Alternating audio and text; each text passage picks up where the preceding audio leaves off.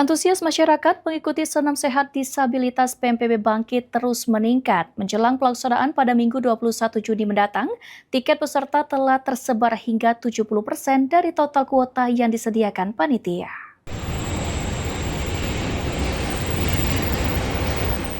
Distribusi kupon senam sehat PMPB Bangkit kepada masyarakat terus berjalan dan mendapat sambutan positif.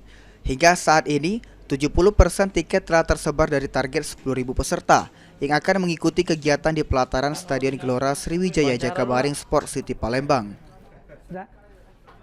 Event organizer Pal TV, Ki Agus Muhammad Helendri mengatakan masyarakat masih dapat melakukan pendaftaran dan mengambil kupon di Pal TV, kantor PMPB maupun booth yang telah disiapkan panitia di sejumlah lokasi selama kuota masih tersedia.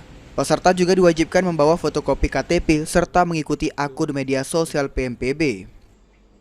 Senam sehat itu bukan hanya untuk disabilitas, tapi untuk warga masyarakat Palembang umum. Tiket kita itu kan kita cetak sekitar 10.000 tiket. Nah sekarang sudah tersebar ke masyarakat itu sekitar 70%. Jadi tinggal 30% lagi. Nah untuk penyebaran tiketnya itu kalau hari Minggu itu kita buka booth. Itu di Jakabaring, terus di Kapridi, Kapri Naik, sama di KI. Salah satu warga yang langsung mendaftar ke kantor Pal TV, Andi, mengaku antusias mengikuti senam sehat dan mengajak keluarga besarnya untuk berpartisipasi dengan harapan mendapatkan undian utama yaitu umroh. Satu, untuk kesehatan. Kedua, pengen bersilaturahmi dengan teman-teman yang ngumpul nanti di sana. Terus mungkin dapat hadiah lah. Insya Allah dapat hadiah utama umroh. Ya, ada berapa ikut Kak? Umroh 3 kalau nggak salah katanya.